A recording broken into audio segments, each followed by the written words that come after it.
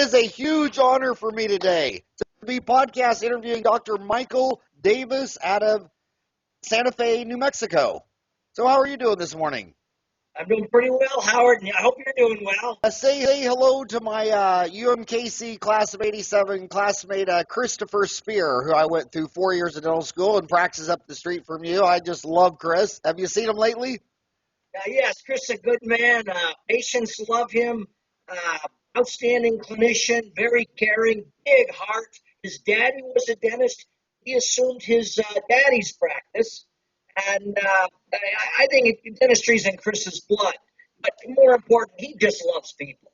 Yeah, he's a great guy, and tell him that I'm never going to forget how he almost killed me on A Basin. He took me on my first ski trip in dental school. We drove from Kansas City to Colorado, and he takes me right up to the top of the hill and says, "Let's go." Oh, my God. He's an amazing skier. Well, no fear. He has no fear, and he's no kid. None of us are kids anymore, Howard. Yeah, I know. So let me read your bio. Dr. Michael Davis maintains a private dentistry practice in Santa Fe, New Mexico. 1 day per week, he works with disadvantaged populations.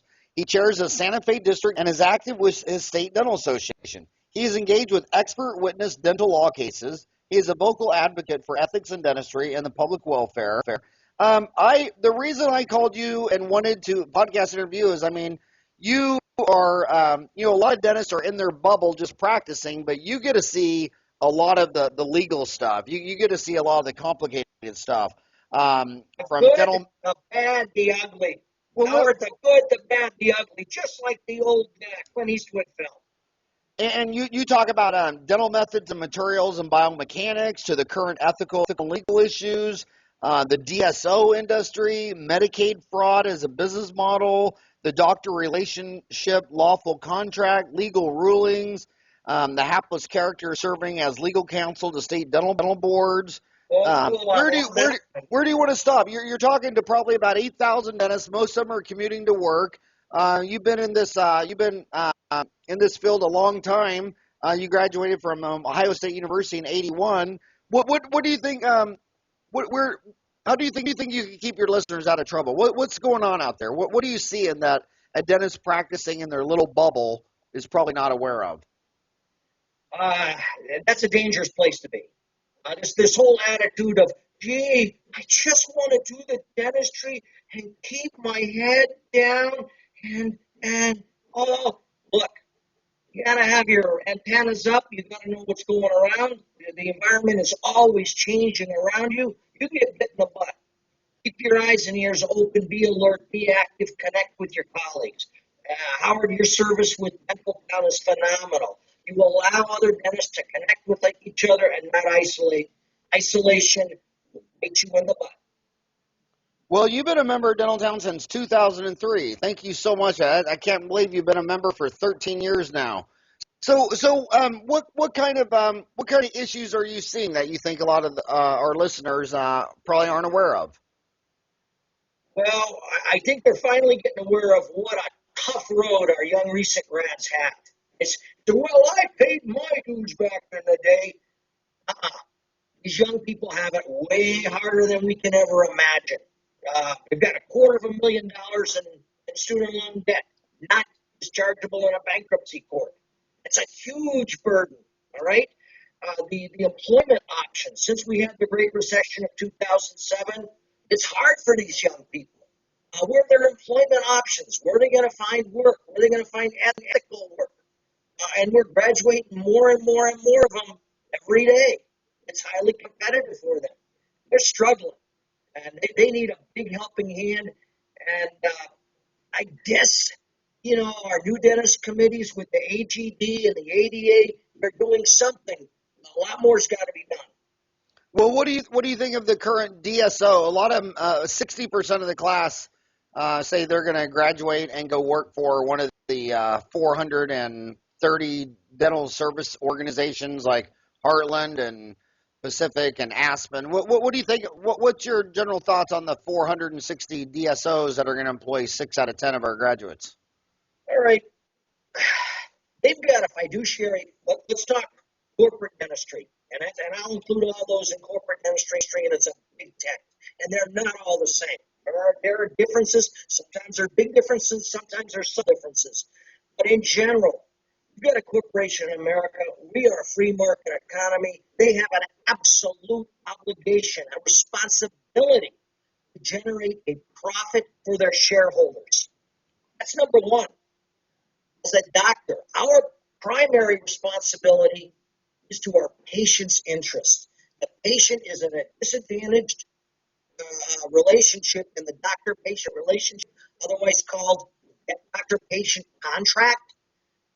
They don't have our skills. They don't have our training. So they rely upon us, and courts have agreed with that. They know that this is a special contract. So there's an automatic conflict of interest there. That's a tough one.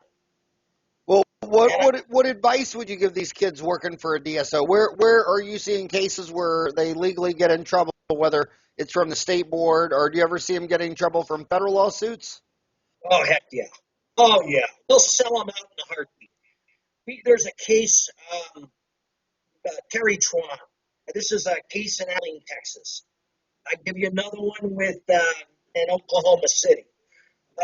These aren't even young dentists. They've been a little bit more seasoned, and yet the DSO will cooperate 100% with the prosecuting authorities. All right, and they'll throw that doctor under the bus in a heartbeat.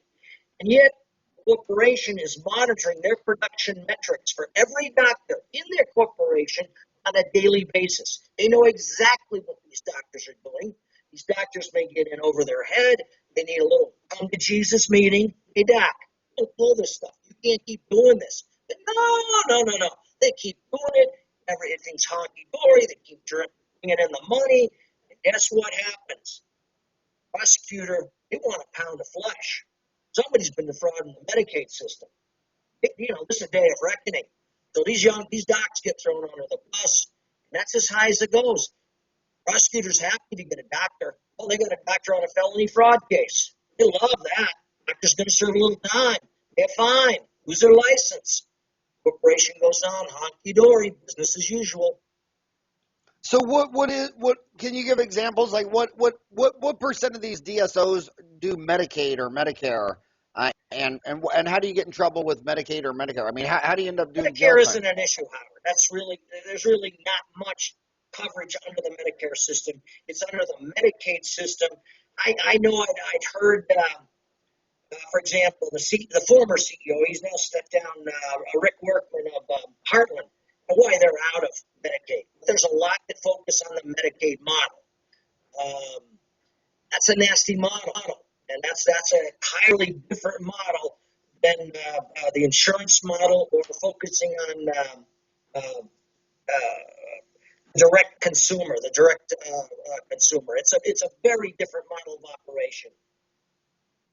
So Rick Workman, okay, so for our international listeners, Medicare is a federal program for the United States of America, usually seniors over 65, but Medicaid is a state by state, so there's 50 different Medicaid programs, and it traditionally started as for the poor and underprivileged. But so you're not seeing really any problems with Medicare, because I know Obamacare added that if you sell medical insurance to a child under a pediatric child, it's got to cover dental too. Well, those are under the ACA, Affordable Care Act. We can get into talking about some of these dishonest insurance companies, which for example, they'll sell a health care plan for medical, and embedded in that plan will be dental. Oh, you've got 100% coverage for this, that, and the other thing, exams, x-rays, la-di-da, the whole 9 yards. But guess what? You first got to make that $5,000 deductible. Well, that's very dishonest. They've got some other plans. Delta Dental's selling them. They got these plans that they put on the exchanges. Every state has an exchange. All right. One of these plans, that just boils my blood. They've got we'll cover right now for an exam and 4 bite wings. Well, how do you do a complete exam on a new patient with 4 bite wings? That's ludicrous. All right. So, but they've got a 12-month waiting period before you can take that FMX, that full mouth series of x-rays. It's absolutely absurd. Before they can have any restorative dental care. Absolutely absurd. after that 12 months, that plan may not be in existence anymore. It just, like I say, boils my blood. I've got no love for the insurance industry. So how do people go to jail for Medicaid? What are they doing that can land you in jail? Prosecutors are going for what they call the low-hanging fruit. All right, they're billing for services you never rendered. All right, you can look at the federal Health and Human Services Office of Inspector General reports on state dental Medicaid, and so far they've only done 4 in the past 4 years: California, New York, Indiana, Louisiana, and they're what they term, and this is the term they use, outliers. And they'll do like, 567 procedures on a single day. And it's like, no, you didn't. Come on. I mean, you talk about red flag. I mean, this is so over the top. And these people, the outliers, represent uh, 9 to 11%, depending on the state they audited, of the providers. So you've got a sizable chunk of the providers which are just grossly over the top, and it's easy. That's easy for them. Those who are flying under the radar, that's a little more difficult. Their auditors aren't very good. Their attorneys generally are not very good.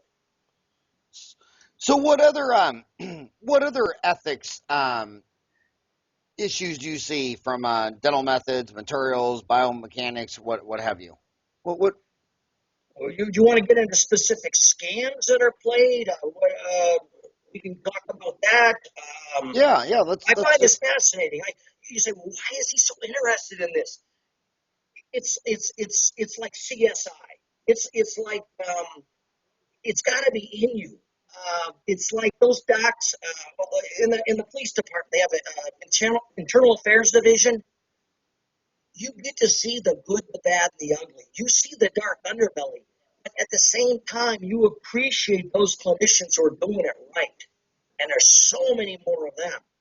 And because of them, you really, in your heart of hearts, you want to weed out those bad apples. Because it just makes the whole group look worse. I mean, this just look terrible. And unfortunately, what we think are the bad apples, it's like, oh, I know, not necessarily. Sometimes it's going to be so-and-so within a state dental association. This is a big name in dentistry, in the state. And they're as dirty as a dog. and can you give examples like what they're doing that makes them dirty as a dog? Oh, God. Oh, boy. There's so many. So many. We can talk about the defunct. It's now defunct Small Smiles Dental. All right? They've been through Chapter 9 and then Chapter 7 bankruptcy. That's a company which no longer exists. We can talk about how the same family at one point, it's been traded among several private equity corporations before its final demise, but in its early days, it was owned by a family out of Pueblo, family of dentists. That same family of dentists was responsible for something called D&D marketing. And these were the same people that were putting the soda pop and junk food machines in low-income public schools. So you've got a dental Medicaid provider, all right, supposedly interested in the interests of disadvantaged children, and at the same time, they're turning a buck off of the soda pop machines and the candy bar machines in the schools. What? There is no ethics. It's like, no. And in that hometown in Colorado, oh, they're heroes. Oh, they're heroes, Howard. Yeah, I've always thought it was amazing that here's big old efficient free enterprise America, and you go into so many places, and the Coke is half the price of the bottled water, and that's That's just ridiculous. complete corruption. And in fairness too, you go into these homes. I know you serve a Hispanic population. English isn't necessarily the first language. As doctors, let's step up a little bit. Let's do some education. Let's do some information on diet. We can do that, and we can do that on a one-on-one basis. It takes a little time. We're going to just make a drop in the bucket, I know, but it takes every drop to fill that make a difference. So, what advice would you give these kids listening to you? Most of my listeners are under 30. What would you advice would you give them for peer review from the State Dental Association all the way to expert witness and dental law cases? I mean, how could they be safer, better prepared, stay out of trouble?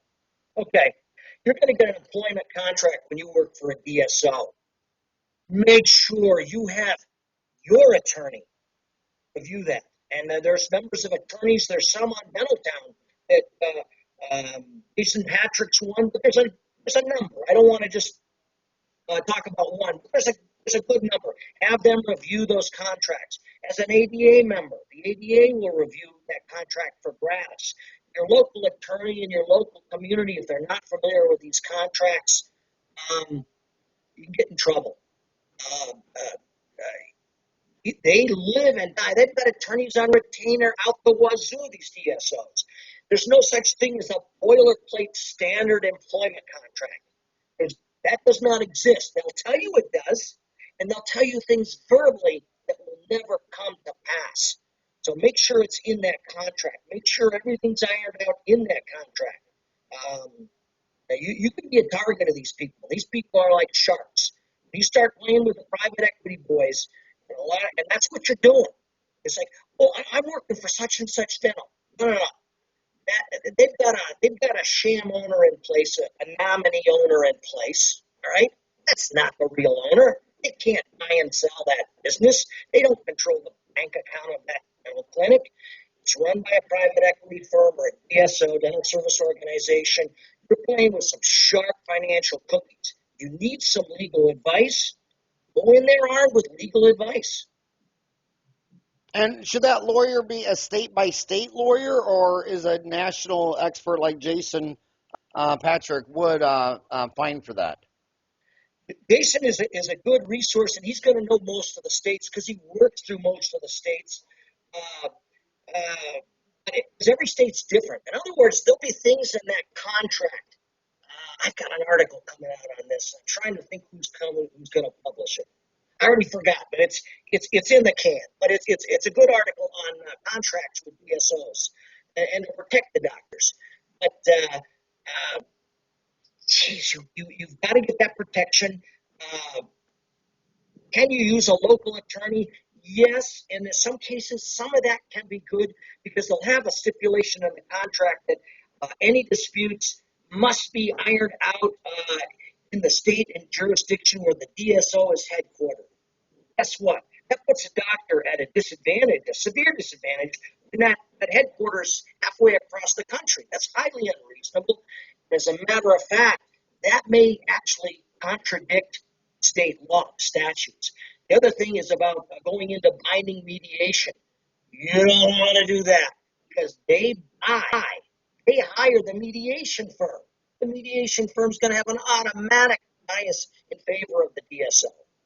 Don't do it. You don't want that kind of thing. You want to have your own attorney, and if there's a dispute, then you can pick the venue for resolution of this dispute. It may be with the state regulatory board. It might be with the court system in the state where you're practicing. Again, a lot of that can be ironed out with legal counsel. Those young docs need legal counsel. And would you say that dentists get more in trouble when they're dealing with government insurance like Medicaid as opposed to private insurance like Delta Dental? Yeah, I would say so, and it's almost a setup because the Medicaid program is so flawed, and I will call it toxic. Their manner of regulation historically has been what we call pay and chase. They'll pay out thousands, hundreds of thousands, millions of dollars to an individual provider. It's insane. And have no auditing, no checks and balances, no pre-authorizations. And then they go in and claw back the money. They want to do an audit. They want to claw back the money. And that's way after the fact. That's not fair to the taxpayer at all. By that time, the dentist can be, for the provider, and it's not necessarily a dentist, can be long gone or bankrupt. There's nothing to claw back. So That in itself is a flawed mechanism. But the oversight is so dismal.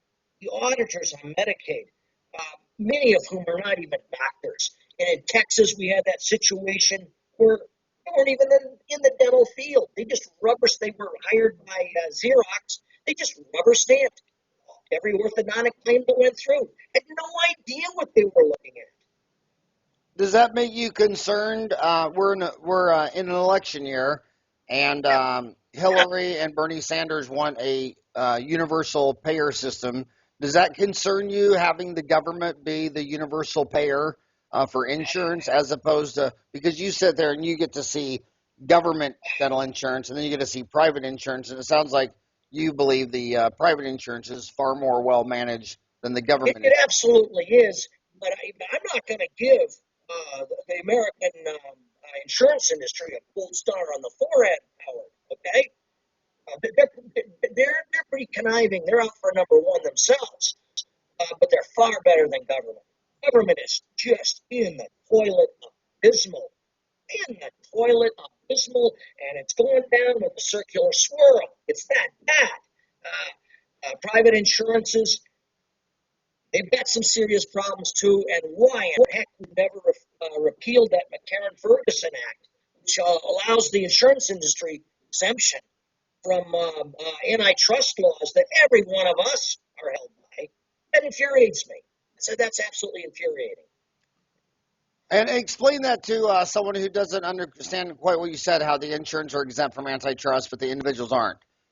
Back in 1945, that was when the McCarran-Ferguson Act was passed through Congress and signed by a president. I don't know if it was signed by Truman or Roosevelt, all right? And what it did was it gave, for example, when we go to a dental meeting, any of us go to a dental meeting, we cannot, at the podium, Howard, you can't discuss your fees. That could be collusion. That could be potentially viewed as you're trying to affect free trade. Well, these insurance companies, they can share whatever data they want with each other. They're not, for example, in Canada, when they would have what they call UCR, usual and customary rates. Every province would submit, and with their UCR, that's for real. But that is absolutely for real. But here, it's proprietary business information. They don't have to release that. So they come, hey, whatever plan you buy, here's our UCR. We'll just invent a different one for how much money you want to spend, or how little money you want to spend. That's the UCR. That's one example. That's got to be stopped. They've got to be held. The insurance industry's got to be held to the same standards as every other business. Somebody loves you, Howard. What's going on there? My cat always gets jealous when I'm staring at Skype and not staring at Mimi. She does not. It's your beard, Howard. It's your beard. That kitty's attracted to you. She does not like not getting attention. So what, like in New Mexico where you're at, what percent of the dentists would you say 80% of their practice is patients with insurance? Or what is the insurance situation like in New Mexico where you're at? Yeah, insurance. Yeah, insurance is a big factor, like everywhere. I think it's everywhere.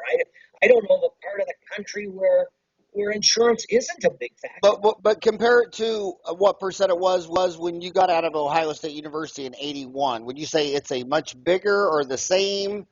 I mean, when you got out, it's bigger. It's bigger. It's bigger.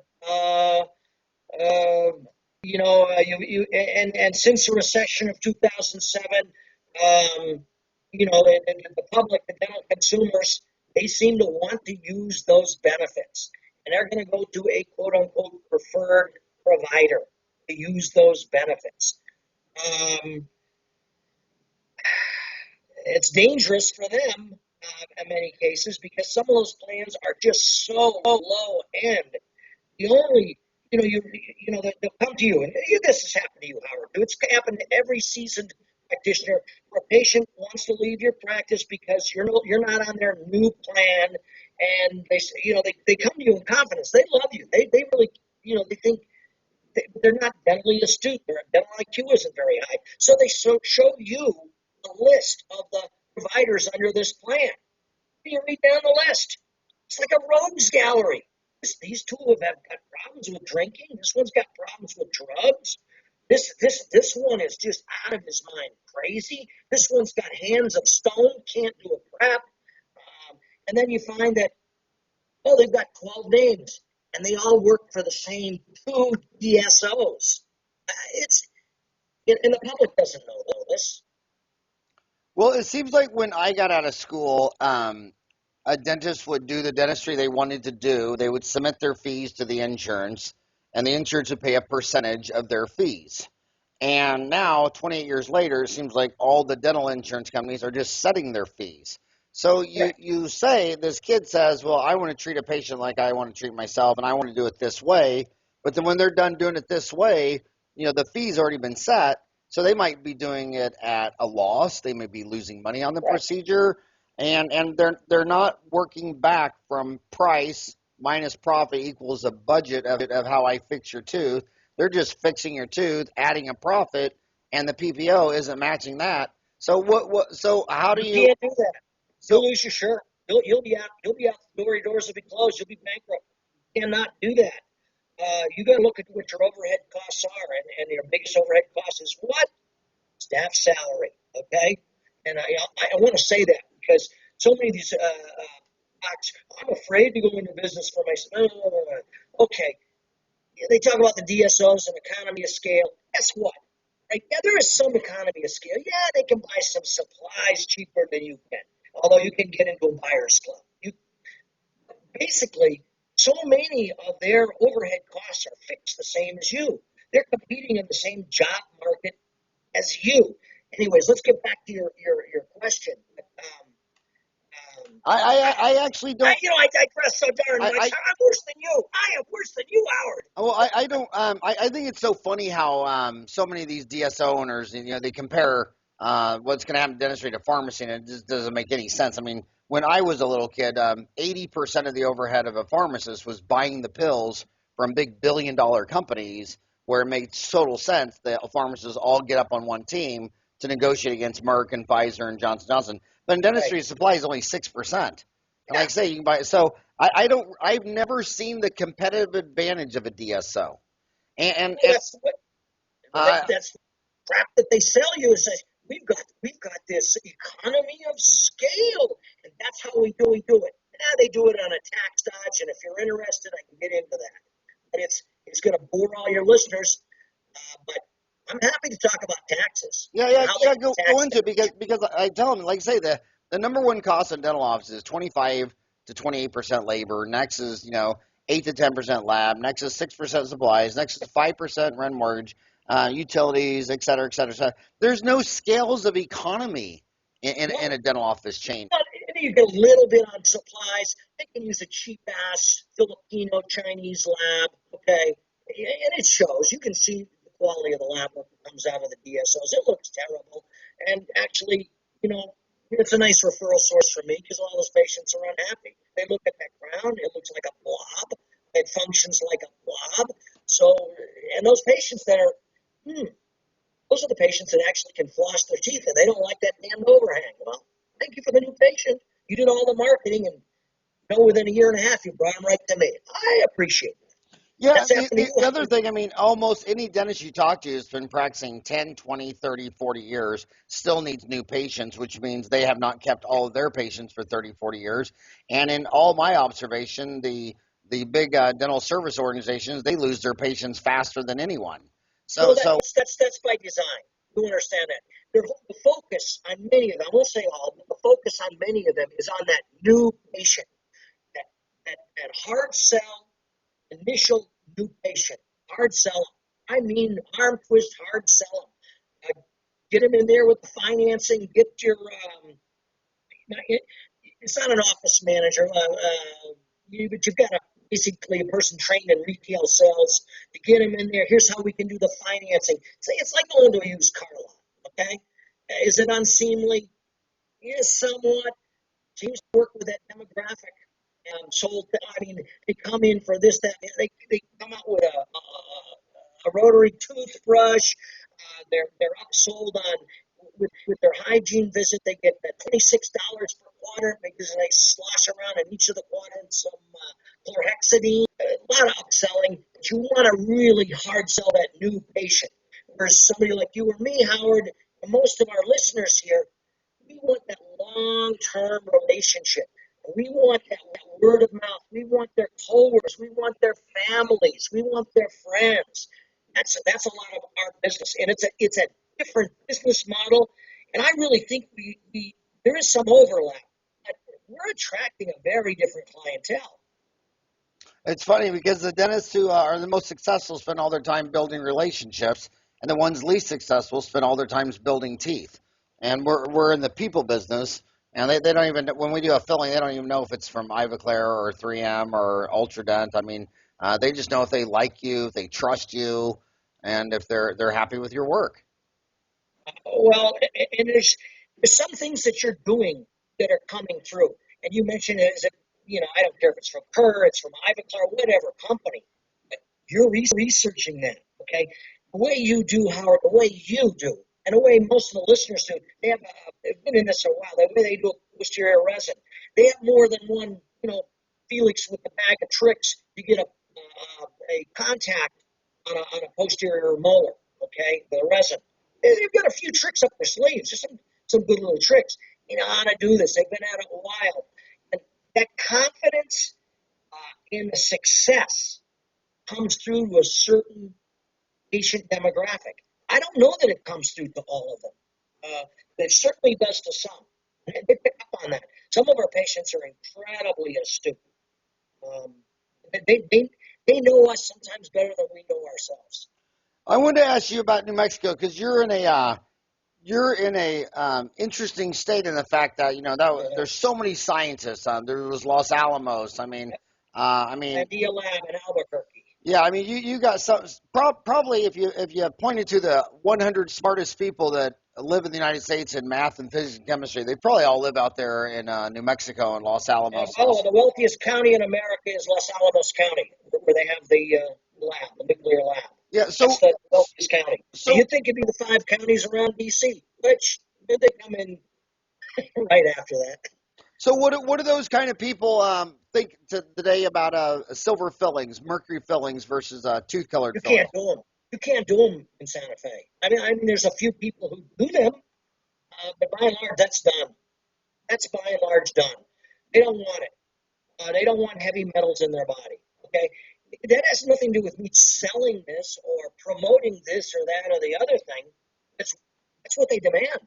You've got to meet the consumer demand, and the consumers say we don't want heavy metals. You don't do it. And if you're stupid enough to place nickel crowns, geez, they're going to be ticked. And especially a certain percentage of those are going to come back with purple gums and those nickel crowns. They don't like that. They're mad at you.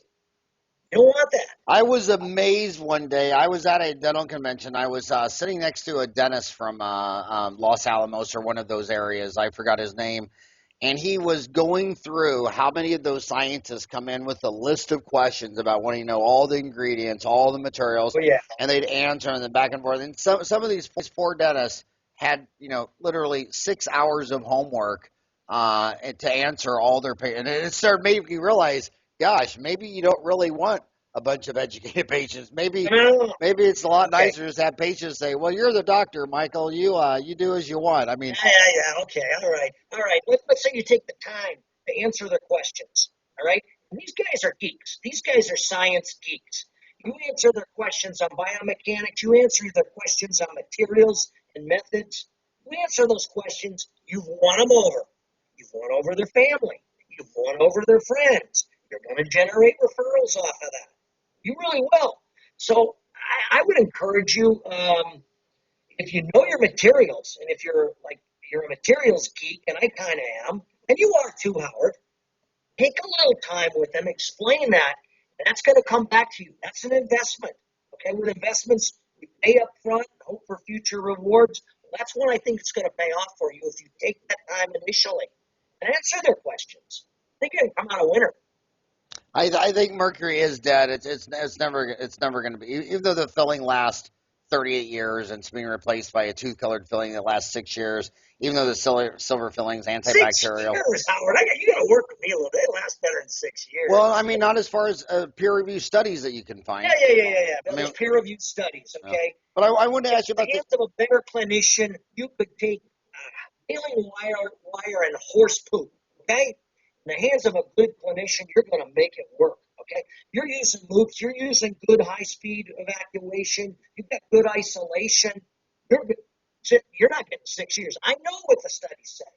But in the hands of a superior clinician, you throw all that out the window. I think the hand of Clyde Styler, those are two different entities. I think the last kiss of death for amalgam was the fact that now they think 6% of the environmental atmospheric mercury pollution comes from cremating humans who have a mouthful of silver fillings. So, I mean, there's just no end to it. But I want to ask you about the other controversial thing. There's only really two controversial things in dentistry. One is the silver mercury filling, and the other is fluoridated water. How does fluoridated water go over with those highly elite scientists from Los Alamos? Are they good with that, or do they? It's mixed. It's mixed. I'll tell you what my own concerns are. All right.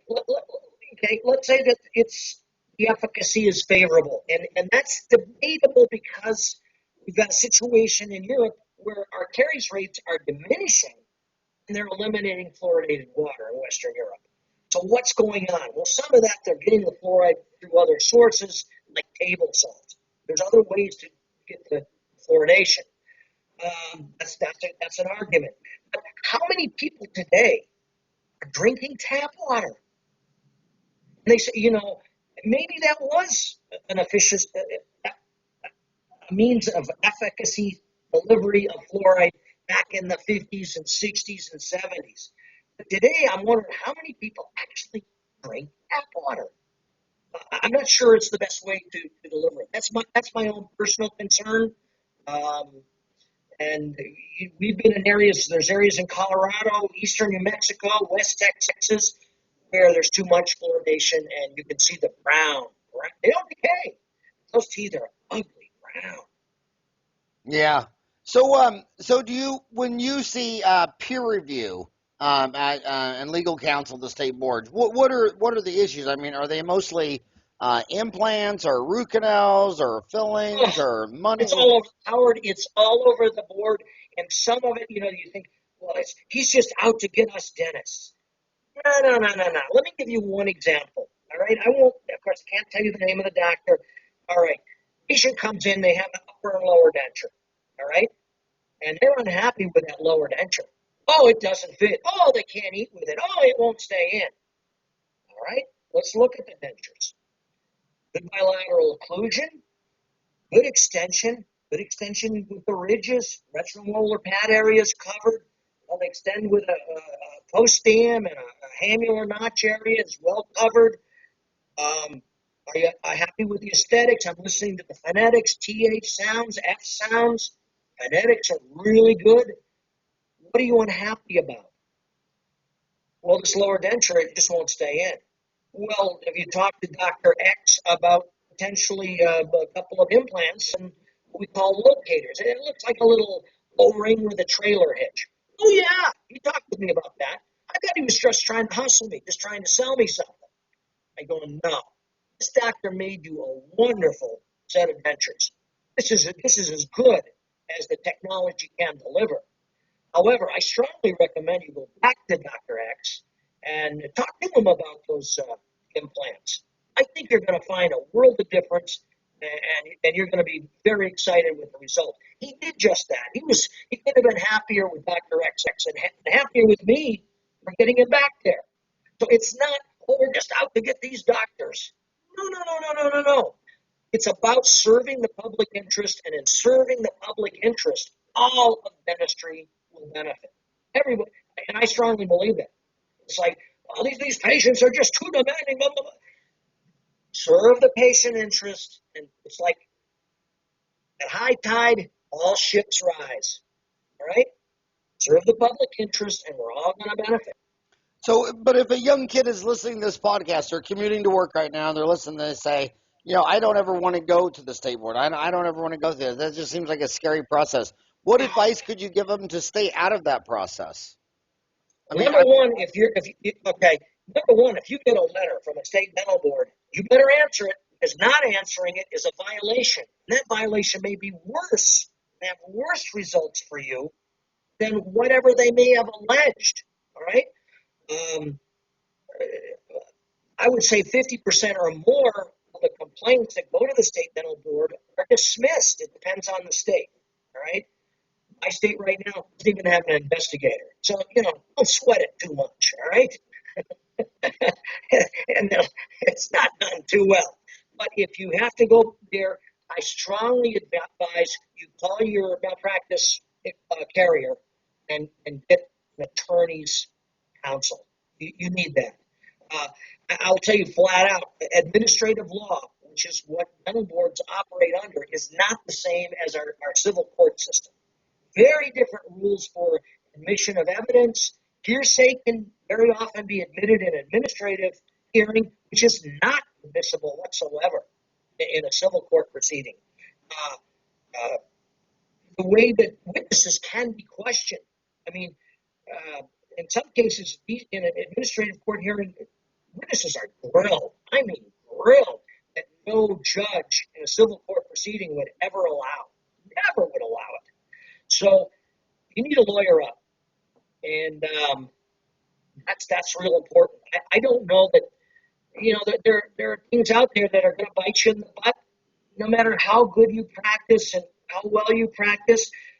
Get to know who your peer review people are within your district dental society. They can give you some real good heads up. They can give you advice on attorneys as well, because they deal with them all the time. And I don't know.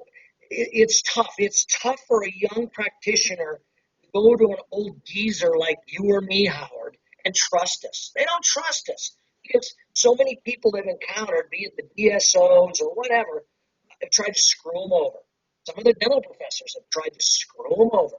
They always try to hustle them. And all we want is a better profession. You and I, Howard, we're closer to the end than the beginning, which is absolutely the truth. We'd like to leave this profession a little bit better than when we came into it. I'm not so sure we are, but we're trying. You're making a hell of an effort, Howard. And if a young dentist comes up to you, I want to talk to him. I know you do, and it's in my heart too. It's in most of us. It's in us. We want to give him a helping hand. So when explain to this, I hear a lot of young kids throwing out many definitions for standard of care. Some will say, well, you have to do it like if you're doing a root canal, you got to do it like the endodontist. Or if a young kid walked out of dental school and said, "Magic Mike, explain the Excellent. You know my history, Magic Mike. Michael Davis was the Magic Mike. You can see him in the movie. So That's Magic right. Mike, if a kid walked out of dental school and said, Mike, what is the standard of care? I mean, how is that measured? Is it my zip code, my state? Is it the specialist in my medical? Let's go to the legal definition is in a given circumstance what a reasonable and prudent practitioner would do. So guess what? That's a moving target. Standard of care 1980 is not the standard of care 2016. All right? In a given situation, let's say it's Hurricane Katrina and the power's out, and you got some kind of a backup generator, and you're just trying to temporize something as best you can and patch it up. Well, that standard of care is very different than in an ideal clinical situation. So it is variable. Is dental amalgam still within standard of care? Absolutely. It's the dental profession itself sets standard of care. What were you taught in dental school? All right. Now, who judges that? That'll be judges and juries who are eventually going to rule on standard of care. But we, the profession ourselves, set standard of care. I don't know if I'm answering you. It's kind of a roundabout answer. Do you think there will be a day where a 3D X-ray from a CBCT will be standard of care for extracting a tooth or placing an implant or doing a root canal? I think it is for placing an implant. At Santa Fe, we've got the cost of those CT machines have come way down. You can give your patient a much superior informed consent process because you know ahead of time with a CT scan, you know the quality of the bone, the location of the bone, the location of oh, gee, that's an aberrant variation on the mandibular canal, or that's, I didn't think the maxillary sinus was that low in that region. The x-ray really didn't show me. Well, the technology's there, and in Santa Fe, we've got at least 6 CT scans. I mean, I strongly advise you use it for standard of care at this point, replacing implants. Going in blind, I'm just gonna go a punch hole and go in blind, and maybe I won't hit the mandibular canal. Now, if you're in the interior mandible, or there's not really that many negative structures you can run into, and you've got good dense bone, you're probably okay. But boy, have I seen some cases that are just insane with perfing sinuses, multiple perfs in the sinuses, perfing proximal teeth. It's insane. To you young kids out there, I'm 53. I remember back in the day when I got to school in the 80s that when these 3D X-ray machines came, it was because there were some dentists finding used ones for CAT scan machines out of hospitals, and they'd think they hit bingo. They'd say, "Oh my God, this hospital's selling a 20-year-old CAT scan machine for $100,000," and it'd literally take up the size of an area of your garage. That was the early CBCTs 25 years ago. Used out of a hospital, the size of a car. Man, I can't believe when I go to a dental convention, you see how little some of these CBCTs are, and you're just like, unbelievable. And they do cost, all right? But you know what? If you want to place some, you don't buy it, okay? Your local endodontist, your local orthodontist, somebody's got one, all right? And you can, farm out that aspect of the procedure. And boy, it is a wonderful CYA technology. You do not want to be perfing mandibular canal and the paresthesia, and I guarantee you do that, you're going to have a legal case. I don't know how you talk your way out of that one. I've been trying to get my homies to do this forever. I mean, they fly all the way across the country and drop $5,000 to listen to a periodontist speak, and they got a periodontist across the street from them who's shy and wants a friend. They'll go buy $100,000 for a CBCT machine, and the periodontist oral surgeon's got one across the street that let your patient walk over there and use. It's tough when all your homies never got a dental license unless they got an A in calculus and physics and geometry, so they're kind of naturally shy or introvert or kind of scientists. They're techno geeks, and if they would just try to get a front, they don't need a CBCT machine. They just need access to one, and I don't think they should buy one any more than would you pay $100,000 for your iPhone, knowing that in 5 years the new iPhones are going to be so much better than the one you got in your hand. Why would you want to pay $100,000 for an iPhone and then have to use it for 25 years? I mean, if I still had the first cell phone I had, it'd be a Motorola flip phone. I mean, who the heck would want to use a Motorola flip phone? Well, we're just about out of time. Is there any other advice you want to give my homies? Well, I just want to ask, Howard, because I know that in high school, you were a high school wrestler, right? Right. What was that like, getting on the floor with, a lot of hot, sweaty boys and rolling around in men's yoga pants? What was that like?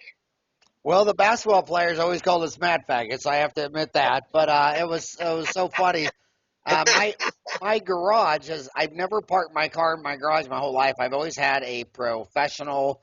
There's a place in Pennsylvania that makes wrestling mats that they use at all the universities. So my garage has always been a wrestling mat, and my 4 boys, they were all really good by age 5, and so wrestling has been a very family tradition for us. And now it's interesting because they used to always joke that there was no money in wrestling, but there was in Oh, they boxing. eliminated us an Olympic sport at one time. It's breaking my heart. That was ridiculous. But now with the UFC fighting, I mean, having a good wrestling ground game is apparent. A lot of these guys that were state college wrestlers are now making bank because it's hard to teach a boxer how to wrestle, but it's not that hard to teach a wrestler how to box.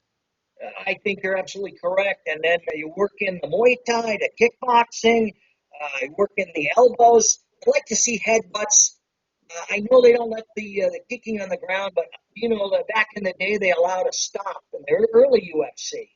And a lot of good, knee drops on the chest, on the head, and the fight real quick.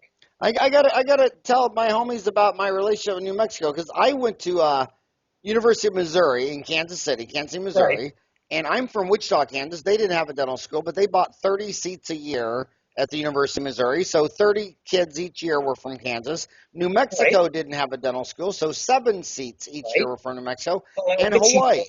And Hawaii didn't have a dental school. So every class had 7 Hawaiians, 7 New Mexicans, 30 Kansans, and the rest from Missouri. So I have so many friends in New Mexico, like Craig Steichen. That was one of my best friend. Chris Oh Spear. yeah, There's oh so yeah. many UMKC out there. But my It's a question great was, dude. do you Greg think is right. do you think now that Albuquerque has 1 million people, do you see any new dental schools wanting to come to New Mexico? They're gonna push for it, and there may eventually be one. The cost of a dental school is expensive, so I expect there eventually will be one. But we're getting, because of the influx of the DSOs, a lot of young dentists are coming here. Now, I don't think they're necessarily going to stay. They're going to pull that covenant not to compete game on them and all this nonsense. And then when they get fed up in a year or two, squeeze them out. But we have, over the past several years, we've had a huge influx of dentists because of the influx of the DSOs. But so they go to the state legislature and say, hey, what do we need dental school for when you've got a 30% increase in dentists over the past 4 years? That's insane. How can you justify it economically? Hey, last question today. My two older sisters are Catholic nuns. I thought it was kind of silly when they changed my favorite ski resort from Purgatory. They took the name Purgatory away for politically correct reasons. What did you think of that marketing move? I don't like that. Come on. What was wrong with That's Purgatory? politically correct's gone way run amok. It's gone insane. We can't have that. What do they name it now? I don't know what they call it now. I'm not a skier. I It was so snowshoe. amazing. They had all these runs with all these Catholic, names on the runs. It was an amazing deal. But then a new It's a Catholic state. It's you got a town, Las Cruces. All that in this originally Spanish land grant areas. A huge Hispanic population. The Hispanic is the Latinos are the largest group, larger than the Anglos, and everybody's intermarried. And all the families are intermarried. Everybody knows a little Spanglish. I'm sure in Arizona you do as well. No, abre la boca, por favor. Abre la tw- boca. 25% of my practice speaks Spanish as the primary deal. I'm across the street from the Guadalupe Indian Reservation, so I mean, 1 out of 4. I mean, so half my staff has to speak Spanish. Or I was checking into a hotel at Manhattan several times, talking to the person checking me in. And in Manhattan, you cannot be hired at the Hyatt or the Hilton or anything if you cannot speak at least 7 languages. Woo, Is woo. that amazing or what? Okay, but we're out of time. Michael, Magic Mike, thank you so much for spending an hour with me. I hope that you give a lot of advice to a lot of my homies. Keep them out of the state boards. Keep their. I want to keep them in the green. I want to see these young people pay down their debts and have a good life and just have a really wonderful, loving relationship with their patients and their families. And that's rich. That's wealth. I mean, your relationship with your patients—that's a huge form of wealth that I think that that doesn't get talked about enough. That's got to be talked about. All right, well, thank you so much for spending an hour with me today. You're more than welcome, Howard. All right, have a great day, buddy. You bet. You too.